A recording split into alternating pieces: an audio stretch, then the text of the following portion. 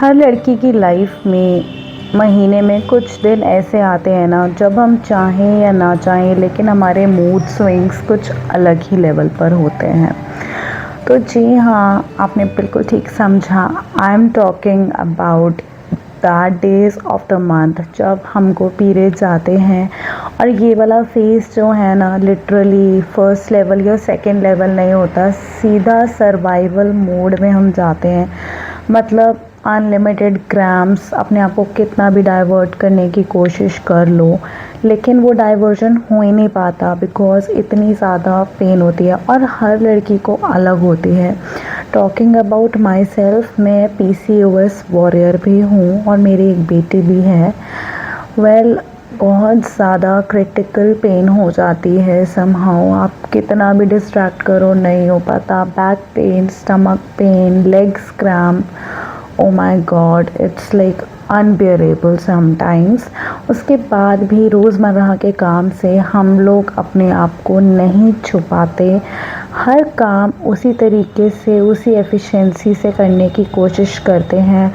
हर एक को उतना ही खुश रखने की कोशिश करते हैं जितना हम रोज़मर्रा में रखते हैं।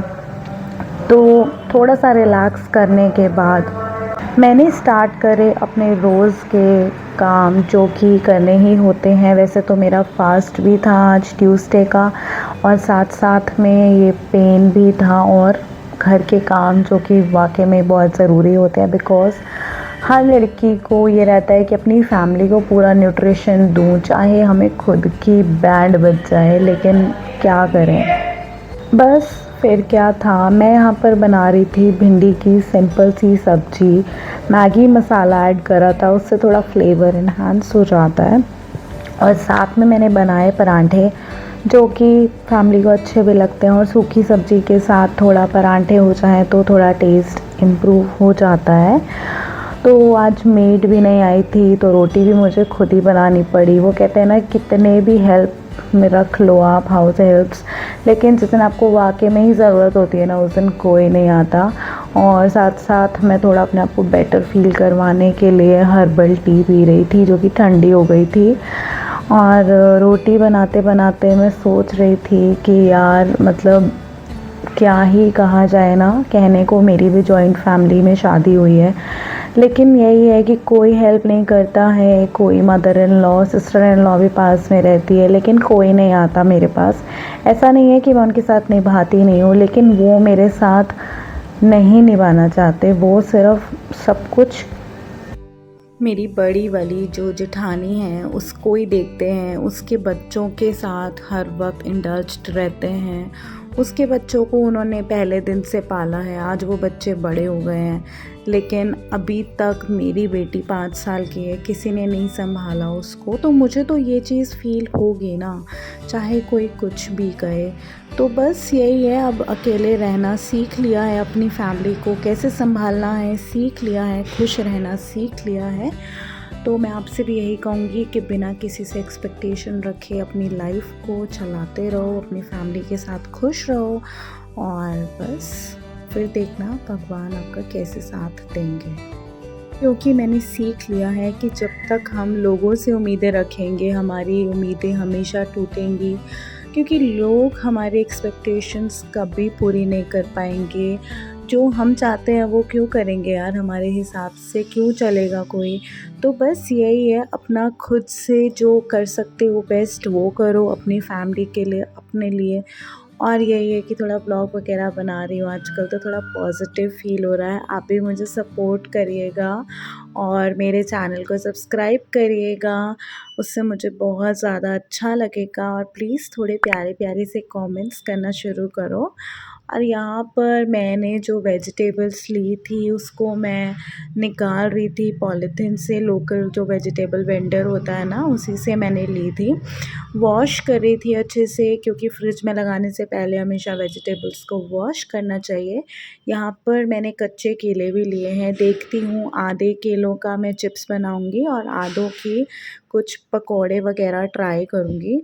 और जैसे कि मैंने पहले भी बताया था आपको मेरा फ़ास्ट भी है आज, तो यहाँ पर मैं एयर फ्रायर में बनाने लगी हूँ साबूदाना खिचड़ी। वैसे तो मैंने आज तक पैन में ही बनाई है, तो मैंने एक रेसिपी देखी थी, मैंने सोचा चलो आज इसमें ट्राई करके देखते हैं। तो यहाँ पर मैंने भीगा हुआ एक बड़ी कटोरी साबूदाना ले लिया है, उसमें मैं डाल रही थी बारीक कटी हुई अदरक और हरी मिर्च, उसको हम डालेंगे। उसके बाद मैंने डाला यहाँ पे बॉइल्ड हुआ हुआ आलू, आधा कट करके बारीक-बारीक।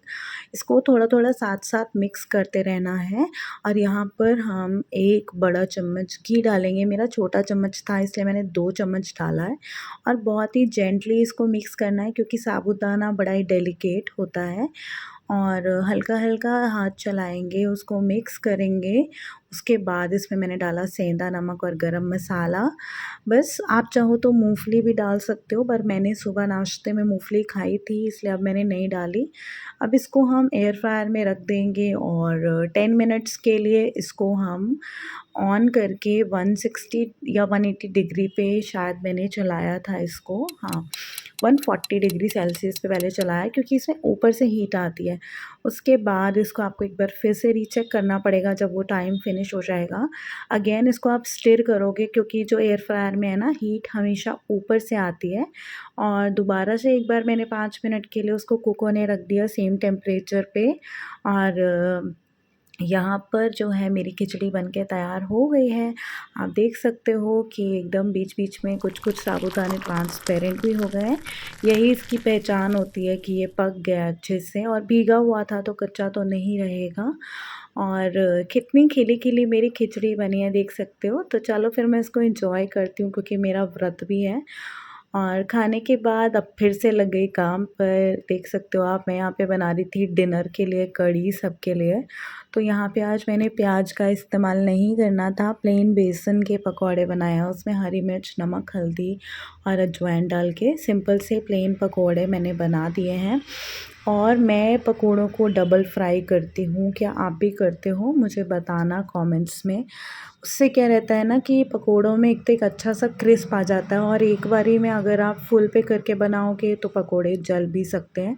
इसलिए 2 बारी में सिम पे अगर आप कर लो तो फटाफट वो गोल्डन ब्राउन हो जाते हैं और एक अच्छा सा क्रिस्पीनेस भी आ जाता है। स्पेशली अगर आपने प्याज डाला हो तब तो बहुत ही अच्छा टेस्ट आएगा। और यहाँ पर छाछ और बचे हुए बेसन को मिक्स करके मैंने एक बैटर तैयार कर लिया था और ये थोड़ा-सा छौंका-सा बना रही थी मैं, उसमें जीरा और लाल मिर्च डाली है बस सूखी, और ये जो बैटर बनाया था पतला-पतला आप इसको इसमें डाल दीजिए। और उसके बाद मैं ओरिका का आमचूर मसाले का मैंने मिक्सचर बना लिया है, उससे ना गाँठें पड़ने का डर नहीं रहता। तो ये भी डाल देंगे, थोड़ी-सी खटास आ जाएगी कढ़ी में और फ्लेवर बहुत अच्छा लगता है। बस अब इसको थोड़ी देर पकने देंगे और तब तक मैंने सैलेड काट लेती हूँ। आज ना मुझे चाइनीज़ वाला खीरा नहीं मिला, जनरली मैं वही यूज़ करती हूँ, तो मुझे यही लेना पड़ा क्योंकि थोड़ा-सा सैलेड होना, और वैसे भी मेरे अंदर इतनी डेफ़िशिएंसीज़ आई हैं तो अब मुझे अपनी थोड़ी केयर करनी है यार, कुछ भी हो जाए। तो बस मैंने कहा यही वाला सैलेड कट कर लेते हैं।